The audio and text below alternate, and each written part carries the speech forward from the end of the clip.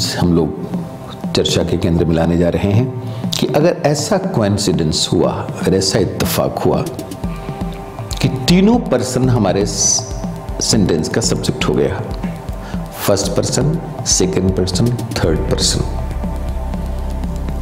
तो फिर वर्ब की स्थिति क्या होगी? या फिर जब तीनों पर्सन होगा तो एक सवाल और उठ जाता है कि इसका ऑर्डर क्या होगा? क्या कोई ऑर्डर नहीं है? जैसे हमारी मर्जी वैसे हम ऑर्डर तैयार कर दें? तो नहीं, ग्रामर कहता है कि जब तीनों पर्सन आपका सब्जेक्ट होता है तो वैसी स्थिति में वर्ब तो प्लूरल होगा, लेकिन उसका ऑर्डर भी ग्रामर के द्वारा निर्धारित नियमों के अनुसार होगा, और वो ऑर्डर है 2 3 1 का क्रम होगा। 2 3 1। 2 3 1 का मतलब हुआ 2 मीन्स सेकेंड पर्सन पहले आएगा, 3 मीन्स थर्ड पर्सन इसके बाद आएगा, और 1 मीन्स फर्स्ट पर्सन आखिर में, अंत में आएगा। तो यही ऑर्डर मेंटेन करना है, और ये इससे सवाल यूपीएससी में आते हुए मैंने देखा है कि इससे बहुत इम्पॉर्टेंट है, बहुत ध्यान देने की चीज़ है। और ये नियम हमारी आपकी मर्जी का मोहताज नहीं है, ग्रामर के बिल्कुल जो निर्धारित नियम है उनके अनुसार ही हमें चलना है। तो इस नियम के लिए एग्जाम्पल आपको दे दें। वो एग्जाम्पल है you, he and I, you, he and I have finished the work। Verb plural होगा have, लेकिन ऑर्डर यही हुआ you, he and I, 2 3 1। अब इसका दूसरा नियम भी इसी से निकलता है, उसको भी देखें। मान लीजिए तीनों ना हो के 2 2 हों, कौन 2 हो सकते हैं, उनके क्या कॉम्बिनेशन हो सकते हैं, उनके ऑर्डर क्या हो सकते हैं। तो 2 2 की स्थिति में 3 स्थितियां बनती हैं। एक स्थिति बनती है कि हमारा प्रोनाउन 2 3 के फॉर्म में होगा, यू एंड ही। अब यू एंड ही तो आप कर सकते हैं, ही एंड यू नहीं कर सकते, 2 3 के फॉर्म में हो गया। फिर दूसरा एक बनता है 3 1, मतलब ही एंड आई, ये कर सकते हैं हम, आई एंड ही नहीं कर सकते। तो एक हो गया 2 3, एक हो गया 3 1, और एक हो गया 2 1, यू एंड आई। फिर इसको हम आई एंड यू नहीं कर सकते। तो इन तीनों स्थितियों में जो कॉम्बिनेशन होगा पर्सन का वही होगा 2 3, 2 1 एंड 3 1। एग्जाम्पल्स हम रख सकते हैं, जैसे 2 3 के लिए आप लिखें कि you and he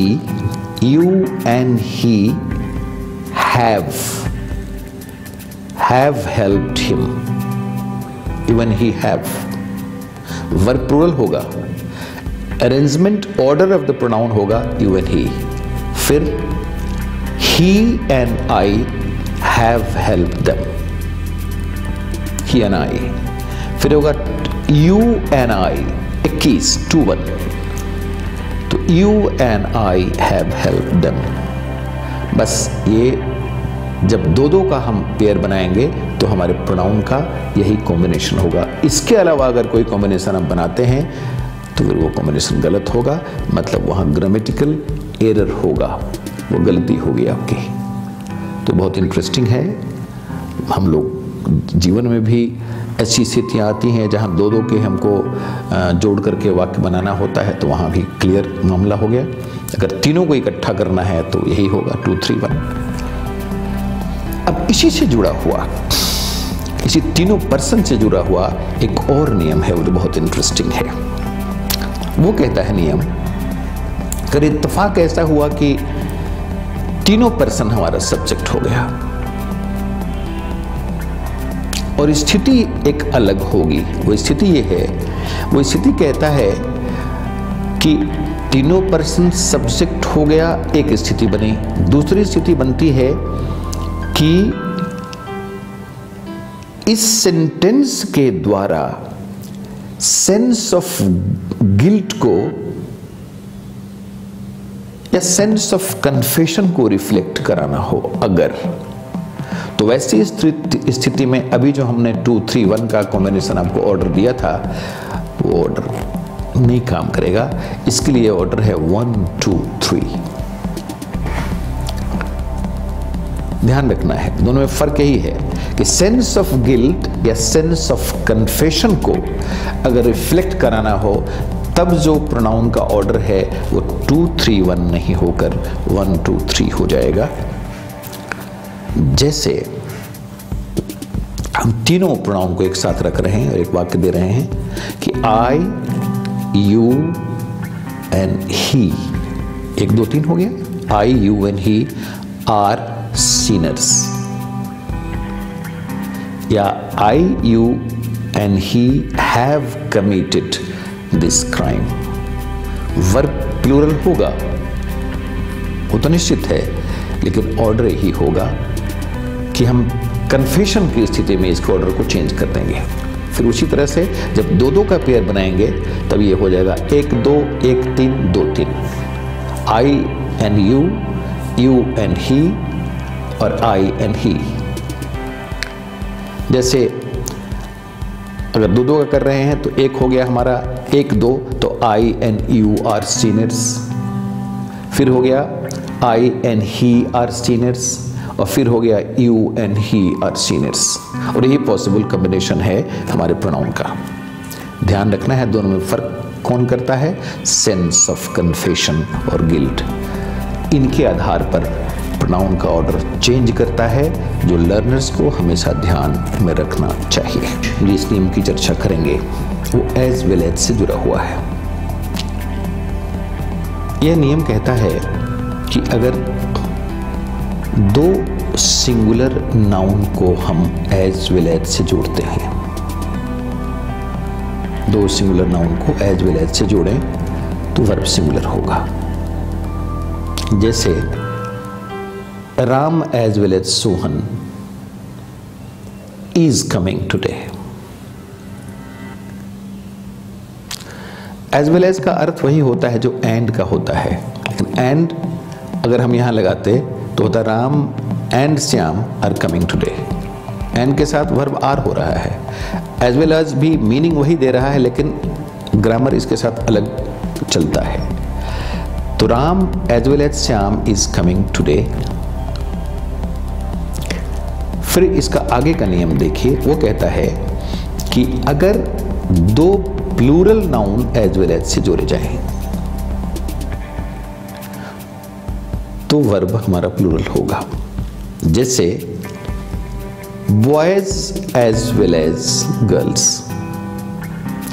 have danced well, have danced well.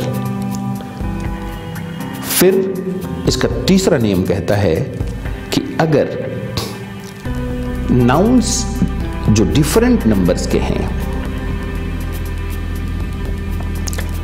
वो अगर एज वेल एज से जोड़ दिए जाएं तो वैसी स्थिति में हमारा जो वर्ब होगा वो एज वेल एज के पहले वाला जो नाउन है उसके अनुसार सिंगुलर या प्लूरल होगा। अक्सर नियम यह भी है कि जब हम नाउन को अरेंज करते हैं एज वेल एज के साथ तो उसमें सिंगुलर नाउन ही हम पहले रखते हैं। तो ये पक्का हो गया कि ऐसी स्थिति में जब डिफरेंट नंबर्स का नाउन एज वेल एज के साथ जोड़े जाएंगे तो हमारा वर्ब नियरेस्ट सब्जेक्ट के अनुसार होगा, जो हमेशा प्लूरल होगा। जैसे Mohan as well as his friends, Mohan as well as his friends are coming, नहीं, Mohan as well as his friends is coming और हैज कम या हैज बिन कमिंग। हर स्थिति में एज वेल एज के पहले वाला जो हमारा नाउन है मोहन, जो सिंगुलर है, उसके अनुसार वर्ब होगा। ये भी बहुत कंफ्यूजिंग नियम है। जो नियम को नहीं जानते बहुत स्पेसिफिकली उनसे गलतियां होती रहती हैं। तो ये हमारा एज वेल एज से जुड़ा हुआ 3 नियम जो नाउन के साथ है। अब फिर और इसमें 3 नियम के आसपास होंगे, वो प्रोनाउन के साथ है, उसको देखें हम लोग। जैसे अगर सेम पर्सन का और सेम नंबर का अगर हमारा प्रोनाउन है, जैसे he as well as she, he as well as she is not interested in this work. चूंकि दोनों सेम नंबर का है, सेम पर्सन का है, इसलिए वर्ब सिंगुलर हो गया। दूसरा नियम कहता है कि अगर प्लूरल हमारे प्रोनाउंस हों तो वैसी स्थिति में दोनों प्रोनाउन प्लूरल हों और एज वेल एज से जोड़े गए हों तो ऐसी स्थिति में हमारा वर्ब प्लूरल होगा। जैसे they as well as we, they as well as we have done our job, they as well as we have done our job. तो ये दोनों प्लूरल है, एज वेल एज से जोड़ा गया है, तो यहां हमारा वर्ब जो है सो प्लूरल हो गया। अब एक तीसरी स्थिति प्रोनाउन के साथ बनती है एज वेल एज से जुड़े हुए मामले में, वो ये है कि एज वेल एज से अगर दो ऐसे प्रोनाउन जोड़े जाएं जो डिफरेंट नंबर्स के हैं तो वैसी स्थिति में जो हमारा वर्ब होगा वो सिंगुलर होगा, इसलिए कि एज वेल एज के पहले जो प्रोनाउन है, जो प्रेसिडेंस है कि हम प्रोनाउन को अगर दो डिफरेंट नंबर्स के प्रोनाउन रखने हैं तो सिंगुलर प्रोनाउन को ही पहले रखेंगे हम। वैसी स्थिति में जो हमारा वर्ब होगा वो निश्चित रूप से सिंगुलर हो जाएगा। जैसे he as well as we, एक हमारा सिंगुलर है ही, एज वेल एज के बाद जो हमारा प्रोनाउन आ रहा है वो आ रहा है वी और वो प्लूरल है, तो हमारा जो वर्ब होगा वो ही के अनुसार सिंगुलर होगा। जैसे he as well as we, he as well as we is taking interest in the movie.